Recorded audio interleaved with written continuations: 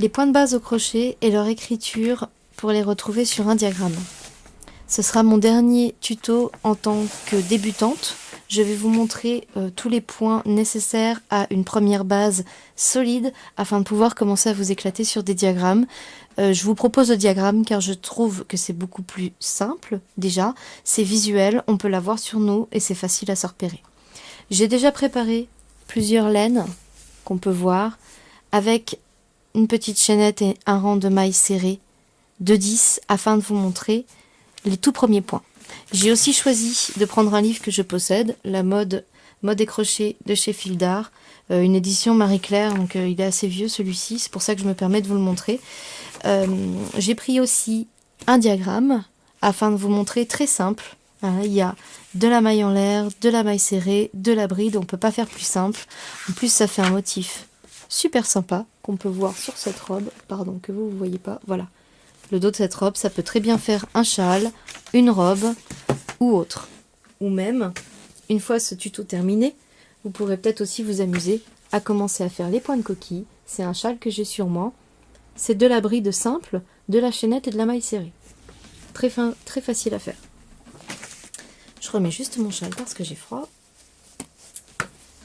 Hop, alors on y va. Donc il y a tout d'abord des petites bidules comme ça. C'est des petites bulles. Alors, quand vous voyez ça sur un diagramme, c'est très simple, ça porte deux noms. Ou vous en voyez plusieurs qui forment une ligne, et dans ces cas-là, ce sera systématiquement une chaînette. Une chaînette, c'est le début de votre travail. Hop, c'est le début du travail, ça peut correspondre à un début de robe comme on l'a vu, à un début de pull, à un début d'écharpe. Bien évidemment, pas de début de bonnet par exemple, puisque on se servira dans ces cas-là d'un cercle. Ensuite, vous avez des petites bulles qui montent comme ça. Alors, c'est toujours le même dessin, c'est toujours le même point, mais cette fois-ci, ça s'appelle des mailles en l'air. Je vous l'ai montré dans l'autre tuto, ça nous sert à monter et à partir dans l'autre sens, ou alors à monter et partir dans le sens là, pour faire tous nos allers-retours dont on a besoin pour créer notre travail. Et sur certains diagrammes aussi, il existe des petits points comme ça qui se suivent à la queue leu. Il faut savoir que sur certains diagrammes très simplifiés, c'est souvent le cas avec des diagrammes japonais, ça s'appelle aussi bien évidemment de la chaînette ou de la maille en l'air. Je vais aussi vous montrer rapidement, et après ce sera tout pour cette forme-ci. Celle-ci, ça s'appelle tout simplement à picot. On en voit beaucoup au bout des châles, ou généralement pour terminer un ouvrage. Je vous montre rapidement. Comme je l'ai dit, la base est déjà prête. Il y a une autre vidéo qui a été faite très rapidement pour vous montrer le tout début. Donc là, je vous montre, je fais de la maille en l'air, qui est le même principe que la maille chaînette. On est bien d'accord. Donc là, je vais faire le picot. Donc le picot, c'est 3 mailles en l'air.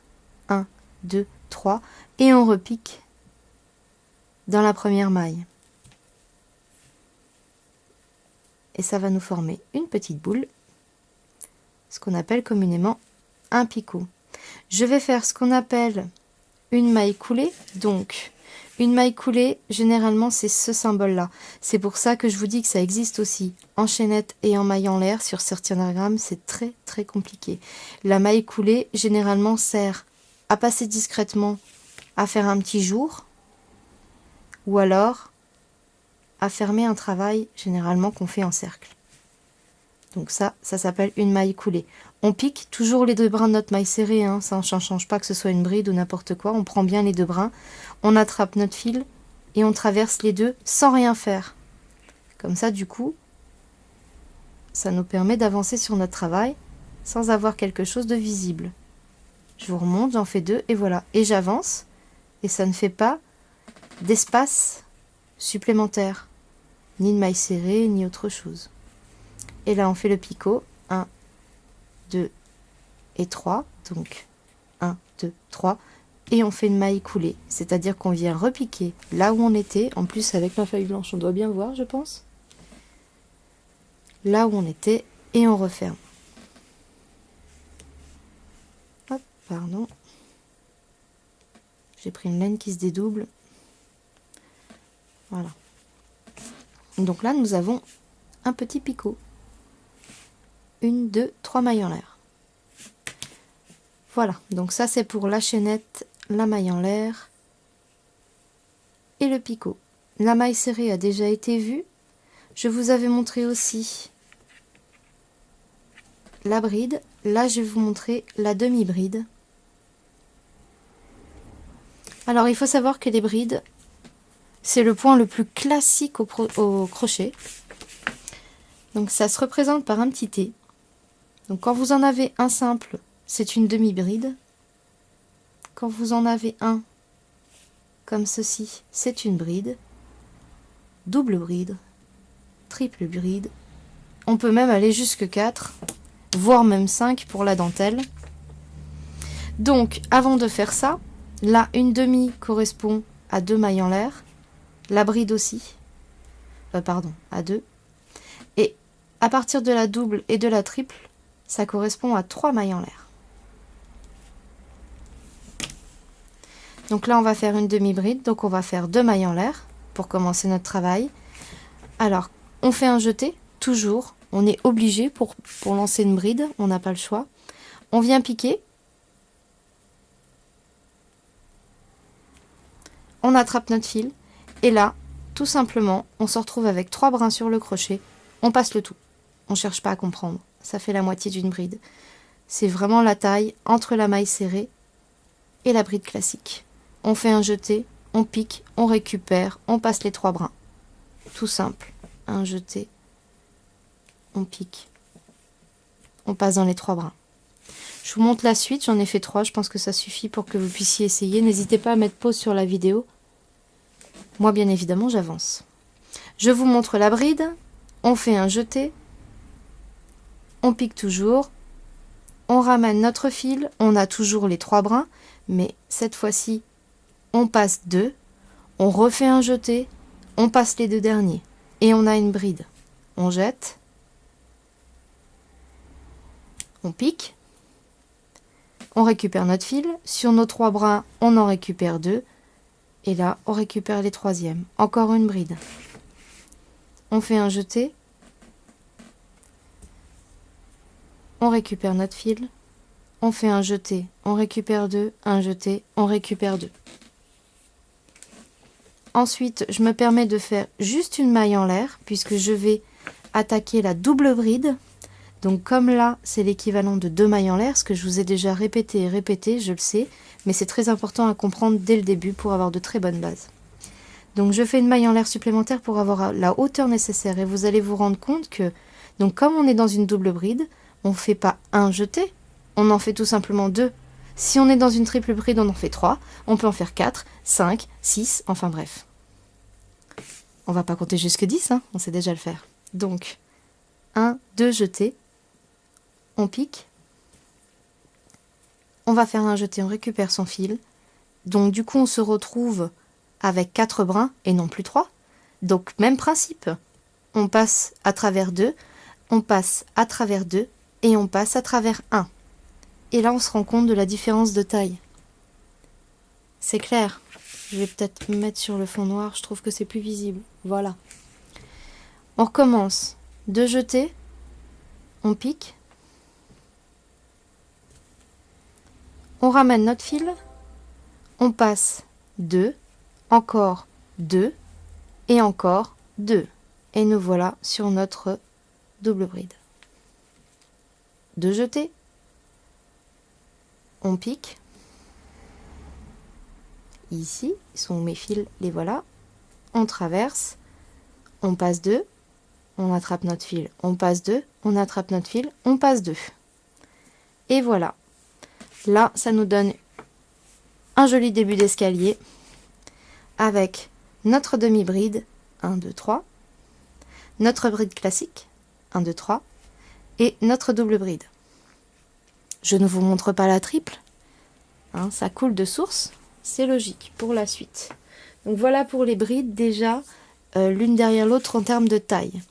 Ensuite, avec les brides, il y a 3 possibilités de jouer avec sur les diagrammes. Pardon, si je prends mon crochet comme un stylo, on ne va pas y arriver. Alors, Vous pouvez aussi avoir des brides ensemble. Donc là, je vous en montre pour 2, mais ça peut être 3. Généralement, ça se... 1 ou 4, etc., etc. Vous avez aussi, donc ça c'est pour faire des augmentations, ou alors les coquilles qui sont ici sur mon châle. Vous voyez, là, il y en a 2 ensemble. On les voit bien. J'espère que sur la vidéo, ça se voit aussi bien que moi à l'œil nu. Là, il y en a 2 dans le même trou, ce qui s'appelle 2 brides ensemble, et ensuite vous en avez une, et ensuite 2, etc., etc. Donc ça, c'est pour faire des augmentations, ou des points de coquille, ou éventail. Pour faire aussi des augmentations, on peut faire une bride, une maille en l'air, une bride. Mais ça, dans ces cas-là, c'est très simple. Je vous ai déjà montré tous les points. Vous avez juste à suivre. Et je vais aussi vous montrer comment on fait pour faire des diminutions. Et là, on prend 2 mailles coulées ensemble. Donc ça, c'est des brides ensemble. Et ça, c'est coulé ensemble. Je vous montre. Je vais prendre la rose. Je vais voir si ça se voit. Je vous montre sur de la double bride. Je trouve que ce sera plus visible. Donc double bride, j'ai fait donc 3 mailles en l'air. J'espère que ça rentre bien dans vos têtes. Je répète, hein, ça peut paraître ennuyant. Je suis désolée pour celles qui ont déjà l'habitude. Mais bon. Donc, je vous montre. On prend double bride. On va les faire ensemble. Donc cette fois-ci, je me décale juste d'un trou d'une maille pour que vous puissiez bien voir. Je commence mon travail, je fais rentrer mon fil, je fais 2, je fais 2. Normalement, si je veux terminer ma double bride, là je ferme. C'est pas ce que je veux. On veut plusieurs brides ensemble. Donc dans ces cas-là, je garde celle-ci, je la finirai plus tard. Je recommence une double bride dans le même trou, dans la même maille. Je passe mon fil, je refais 2, je refais 2. Et là, je me retrouve avec 2 doubles brides pratiquement terminées.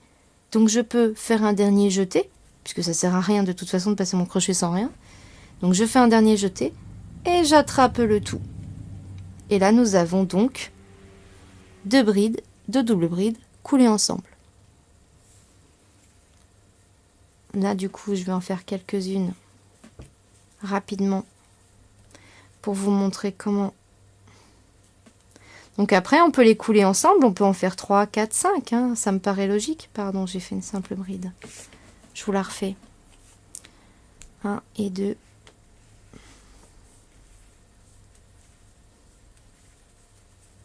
Donc bien évidemment, il peut y en avoir beaucoup plus en fonction du diagramme que vous allez trouver. Voilà, donc là j'ai fait 3 doubles brides. Je vais juste retourner mon travail tout de suite pour vous montrer comment les couler ensemble.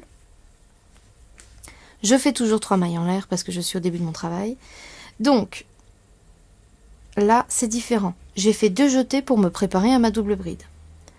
J'attrape. Et là, je passe 1. Mais un seul. J'attrape. Je passe 1 pour attraper. Et je passe les 2. Vous voyez là, elles commencent à être les unes à côté des autres. Je fais un jeté, je pique, je récupère et je passe mes 2. Ensuite, et afin que ce soit plus correct, afin que ça fasse une double bride, je continue, je récupère 2 mailles et je raccourcis. Et les toutes dernières, il en reste 4, je les prends et je les mets ensemble. Et voilà la différence entre 2 brides ensemble dans le même trou qui forme un V qui a été raccroché entre les 2 et 3 brides. Bon là j'ai pris les 3 doubles brides coulées ensemble. On voit bien que ça fait un triangle, donc ça diminue, ce qui va nous permettre de rétrécir notre travail.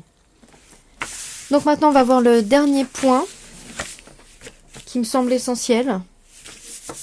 À vous de me laisser des messages, hein, si j'en ai oublié quelques-uns et que vous voulez un petit tuto, une petite vidéo ou une explication. Vous pouvez très bien m'envoyer des messages ou par YouTube ou sur ma page Facebook en tapant C'est fait main tout attaché en minuscules. Et vous m'envoyez un petit message, je vous expliquerai ce qui manque. Je vous montre un dernier point qui est assez compliqué, mais qui fait partie des points des débutantes. C'est cette petite clé, ce petit crochet que certaines ont dû déjà voir. Ça, c'est un relief. Relief avant. Et donc, forcément, de l'autre côté, relief arrière. Et oui, vous l'aviez trouvé tout seul, je parie. Donc, on va utiliser la laine orange. J'ai choisi toujours que des laines bien claires avec un crochet 4 pour qu'on voit bien toutes les mailles, etc., etc. Je vais faire rapidement une ligne de bride parce que je l'avais un peu prévu à l'avance, mais pas totalement. Je ne savais pas dans quel ordre j'allais utiliser les laines que j'ai préparées, donc je vais quand même vous faire 5 ou 6 brides. Je vous montre une ligne de bride en relief arrière, une ligne de bride en relief avant, comme ça du coup vous allez pouvoir vous rendre compte. Alors ça sert généralement à faire des côtes anglaises, la plupart du temps, ou alors des petits losanges sur des robes en relief, ou des petits carrés des fois. Moi je m'en sers surtout pour faire mes côtes et mes manches de pull. Je trouve que ça fait plus joli, ça ressemble aux côtes du tricot. Alors je trouve que ça fait plus propre.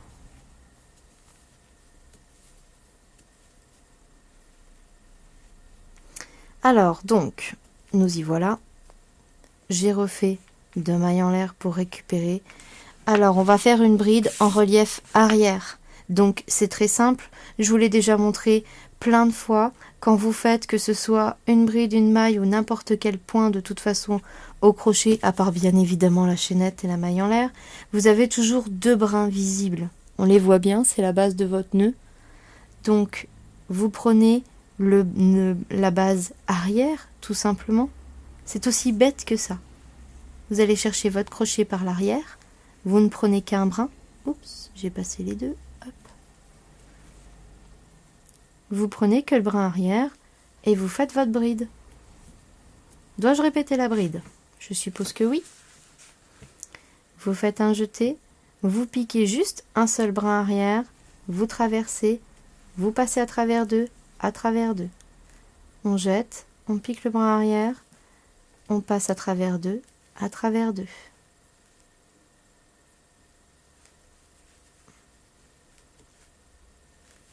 Je suis sûre que vous l'avez fait tout seul à la maison. Allez, j'ai bientôt fini.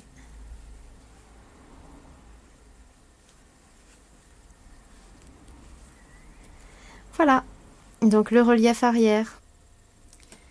Je fais quand même un tour de brin avant, alors c'est là que c'est compliqué. Parce que comme on doit retourner notre travail, des fois il est probable qu'on fasse un relief avant, mais qu'on reste sur l'arrière. Et oui, il faut quand même réfléchir un peu quand on fait du crochet. Donc si là je fais un relief avant, je vais tomber sur l'arrière quand je vais regarder mon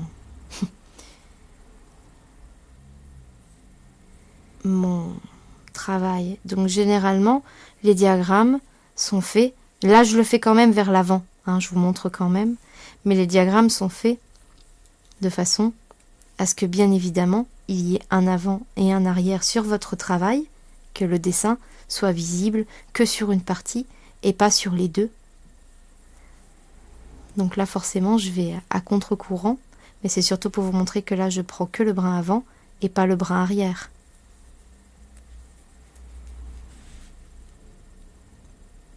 Le principal c'est de bien comprendre qu'on pique dans un des deux brins et qu'on continue à faire nos brides comme d'habitude. C'est simplement ça. Hop. Qui fait la différence. Donc là sur l'avant on voit pas grand chose, mais sur l'arrière on voit un peu mieux. Donc là, autant l'autre ça fait vraiment un creux parce qu'on a laissé toute notre brin avant et donc du coup c'est ça qui fait la base du dessin relief.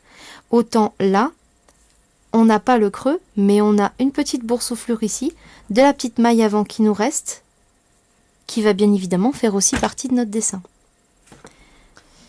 Alors la chaînette double, alors ça sert à faire des bases de pull. Moi je m'en sers pour faire des bases de pull parce que ça va faire une chaînette très épaisse. Comme ça, du coup, si vous devez monter à peu près, vous imaginez la taille des hanches, quoi. Donc, si vous devez monter à peu près ce genre-là, pour monter un pull, ça va tordre, ça va se contorsionner dans tous les sens. Enfin, ça sera pour la suite.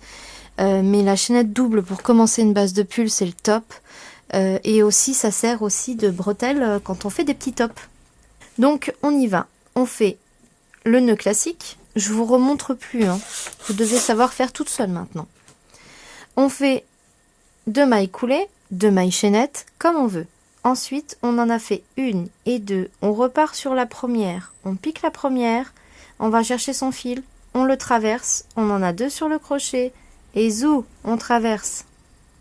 C'est tout de même pas compliqué. On revient en arrière. On prend le brin qui est le plus haut. On pique. On traverse. Et on passe 2. On prend le brin plus haut. On traverse et on passe 2. Et toujours en prenant la petite chaînette du haut, ou la maille coulée, ou le brin, faites comme vous voulez. Du moment que vous prenez celui d'en haut, vous traversez les deux, vous montez comme ça. Un petit moment, je vais vous montrer, je continue à en monter quand même quelques-unes, histoire de dire qu'on a bien vu ce qui se passe. Et l'avantage, c'est que quand on fait un pull avec ce genre de chaînette, on monte donc toute notre dos, tout notre ou notre devant.